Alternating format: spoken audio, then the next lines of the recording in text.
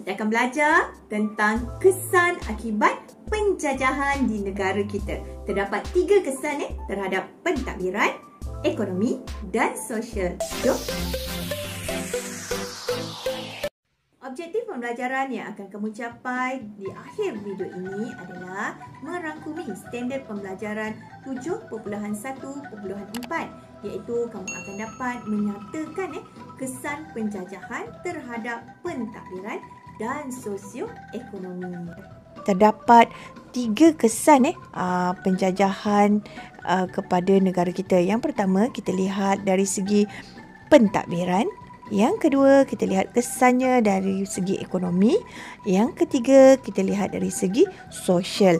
Yang pertama ini, kita akan fokus kepada kesan penjajahan terhadap pentadbiran negara. Okey, kita lihat yang pertama ini. Wujudnya negeri-negeri selat pada tahun 1826, di mana negeri-negeri selat ini merupakan gabungan beberapa buah negeri. Jom kita lihat apakah negeri-negeri yang digabungkan untuk membentuk negeri-negeri selat. Yang pertama ini, murid-murid ingat bendera negeri apa? Betul, pandailah murid-murid cikgu. Ini adalah negeri Pulau Pinang. Yang kedua adalah Melaka. Yang ketiga, bendera apa ni? Bendera Singapura. Baiklah, 3 negeri ini digabungkan di bawah negeri-negeri selat. Dan ketiga-tiga negeri ini, negeri-negeri selat ini merupakan tanah jajahan mahkota. Apakah yang murid-murid faham tentang tanah jajahan mahkota? Jom kita lihat. Tanah jajahan mahkota ialah negeri yang diperintah secara langsung oleh kerajaan British. Maksudnya negeri-negeri ini di bawah kuasa pentadbiran British.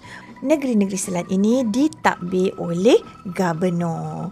Baiklah, yang kedua kita lihat negeri Sarawak pada 1841.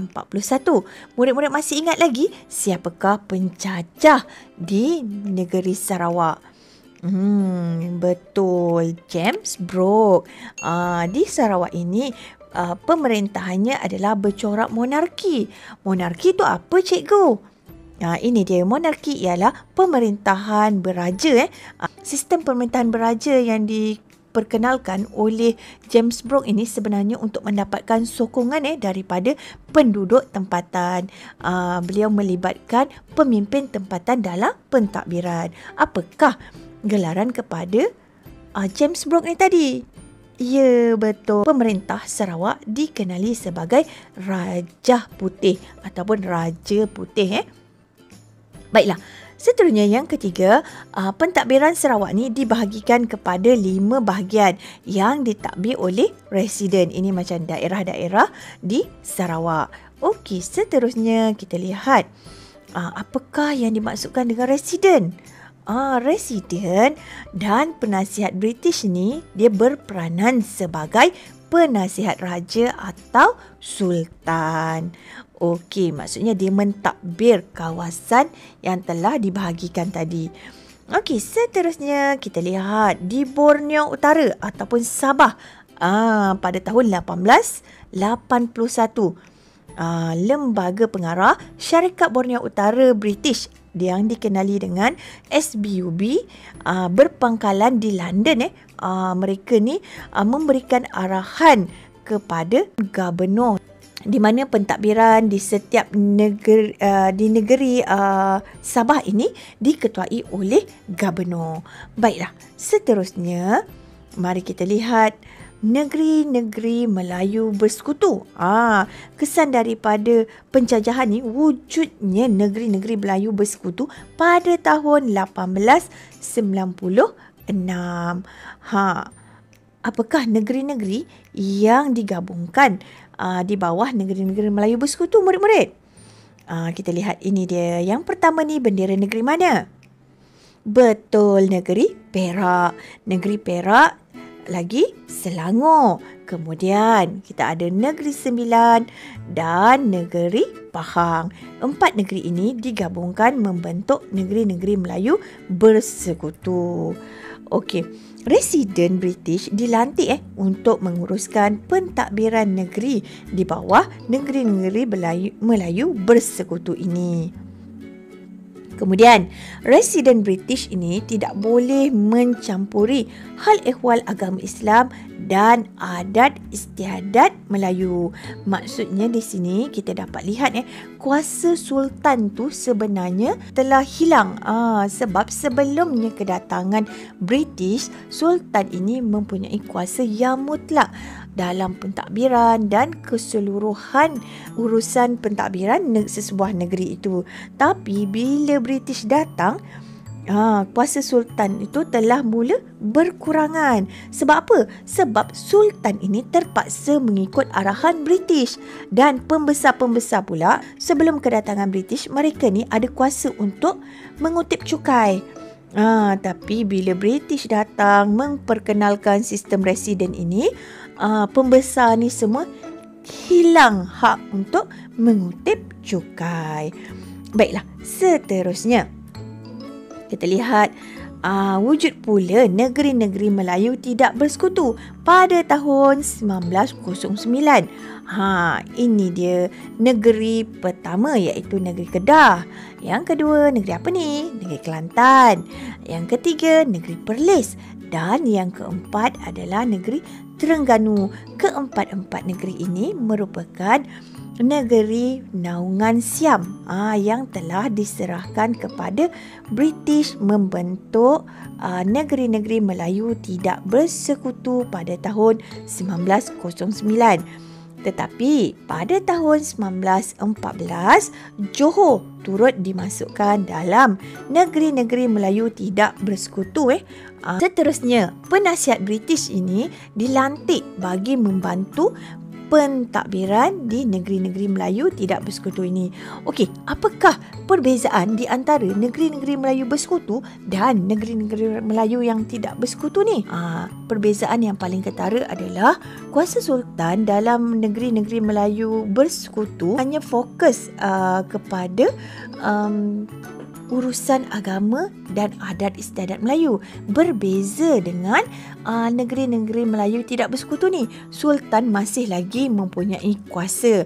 Maksudnya masih lagi berkuasa dalam pentadbiran. Okey, residen tadi hanyalah sebagai penasihat sultan. Okey, seterusnya kita dah masuk kepada kesan sosial dan ekonomi akibat penjajahan. Kita lihat yang kedua ini. Kita lihat kepada kesan ekonomi.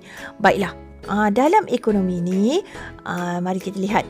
British ini dia telah memperkenalkan beberapa perubahan baru. Apa tujuan mereka memperkenalkan perubahan baru ni? Untuk mengeksploitasi kekayaan hasil bumi dan sumber alam. Apa yang dimaksudkan dengan eksploitasi ni, cikgu?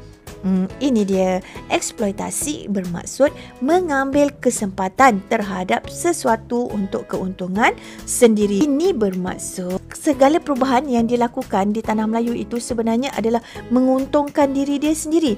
Macam diwujudkan negeri-negeri Melayu bersekutu, negeri-negeri Melayu tidak bersekutu. Itu semua untuk mencapai matlamat mereka untuk mendapatkan hasil hasil bumi dan sumber alam yang terdapat di tanah Melayu, Sabah dan Sarawak. Baiklah, mari kita lihat peta bulatan ini. Murid-murid dapat lihat. Yang pertama, berlakunya perkembangan industri perlombongan. Yang kedua, perkembangan pertanian komersial. Nanti kita lihat apa itu pertanian komersial. Yang ketiga adalah perkembangan penanaman getah.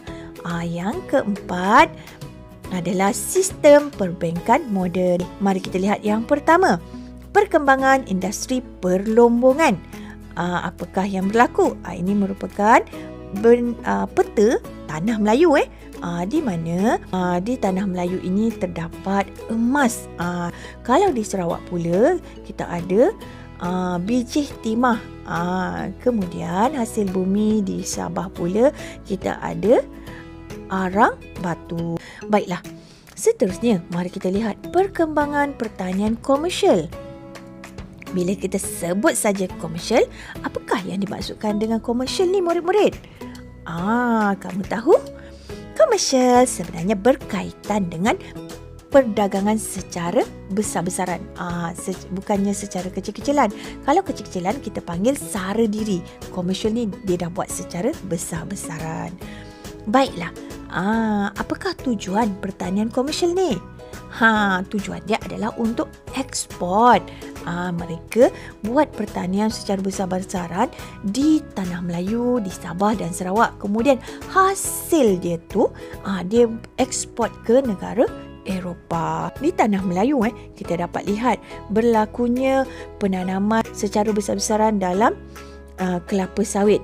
Penanaman kelapa sawit. Kalau kita lihat pun sehingga sekarang kelapa sawit menjadi komoditi utama di negara kita. Seterusnya kita lihat tebu. Kita ada tebu, lepas tu kita ada kopi. Inilah antara pertanian komersial yang diusahakan di Tanah Melayu. Di Sarawak pula, apakah pertanian komersial yang terdapat di Sarawak? Mari kita lihat. Ini dia. Sarawak ni terkenal dengan lada hitam. Lada hitam ini mendapat permintaan yang tinggi di Eropah. Jadi British meminta penduduk tempatan untuk membuka ladang-ladang lada hitam. Okey, seterusnya di Borneo Utara, di Sabah, tembakau. Okey, kita ada pertanian komersial tembakau di mana menurut orang-orang di Eropah, tembakau di Borneo Utara ni merupakan tembakau yang paling berkualiti. Sebab apa? Mereka ini perlukan tembakau untuk membuat cerut. Apa kita panggil cerut? Seterusnya kita lihat perkembangan penanaman getah. Murid-murid boleh lihat di sini penanaman getah dilakukan secara besar-besaran sehingga hari ini pun getah merupakan tanaman utama di Malaysia. Baiklah, kita lihat banyak estet getah telah dibuka. Kemudian syarikat Eropah seperti Guthrie dan British North Borneo Company terlibat dalam sektor penanaman getah. Jadi buruh-buruh daripada negara India dibawa masuk ke Tanah Melayu untuk bekerja di estet-estet penanaman getah ini. Okey, seterusnya kita lihat sistem perbankan moden. Di mana apabila berlakunya aktiviti perdagangan, mereka pun memerlukan bank untuk menguruskan kewangan. Jadi diwujudkan sistem perbankan di Tanah Melayu. Pada tahun 1859, Mercantile Bank telah ditubuhkan. Pada 1888, The Chartered Bank telah ditubuhkan. Ini antara bank-bank yang telah diperkenalkan pada zaman tersebut. Okey, seterusnya yang terakhir, yang ketiga, kita lihat kesan penjajahan dalam sosial. Jom kita lihat peta bulatan ini. Apakah kesan sosial akibat daripada penjajahan? Kita lihat yang pertama, pembentukan masyarakat majmuk. Yang kedua, perkembangan bandar baharu. Yang ketiga, perkembangan sistem pendidikan. Dan yang keempat, perkembangan sistem pengangkutan dan perhubungan. Seterusnya, perkembangan perkhidmatan kesihatan. Inilah 5 kesan sosial akibat daripada penjajahan di negara kita. Yang pertama adalah pembentukan masyarakat majmuk. Bagaimanakah yang dikatakan pembentukan masyarakat majmuk ni? Kalau kita lihat gambar ini gambar pekerja Cina di Lombok, Bijih Timah. Yang kedua ini pula adalah pekerja dari negara India yang bekerja di estet untuk menoreh getah. Kemasukan tenaga kerja dari negara China dan India ini telah mewujudkan masyarakat majmuk. Okey, seterusnya perkembangan bandar baharu. Banyak bandar-bandar baharu muncul sebagai pusat perdagangan dan pelabuhan. Contohnya Kuala Lumpur, Ipoh, Miri, Jesselton, Sandakan dan Tawau. Murid-murid tahu Jesselton? Ini dia bandar Jesselton. Apakah nama lain bagi bandar Jesselton ini, murid-murid? Ya, betul. Pandailah murid-murid cikgu. Jesselton ini adalah Kota Kinabalu yang sekarang ni. Okey, seterusnya mari kita lihat perkembangan sistem pendidikan. Okey. Semasa zaman penjajahan ini, sistem pendidikan vernakular diperkenalkan. Apa itu vernakular, murid-murid? Vernakular bermaksud sistem pendidikan yang menggunakan bahasa ibunda kaum masing-masing sebagai bahasa penghantar. Sekolah Inggeris pula diwujudkan di pekan dan bandar. Maktab juga diperkenalkan untuk melahirkan golongan pendidik. Okey, seterusnya kita lihat gambar ini. Ini merupakan sekolah kebangsaan St. Mary yang ditubuhkan pada 1883, iaitu sekolah Inggeris pertama di Sabah. Baiklah, seterusnya kita lihat perkembangan sistem pengangkutan dan perhubungan. Wujudlah jalan kereta api dan jalan raya, di mana jalan kereta api dan jalan raya ini dibina untuk memudahkan hasil dihantar ke pelabuhan. Okey, seterusnya sistem perhubungan, di mana wujudnya sistem pos, telegraf dan telefon. Baiklah, seterusnya kita lihat perkembangan perkhidmatan hospital.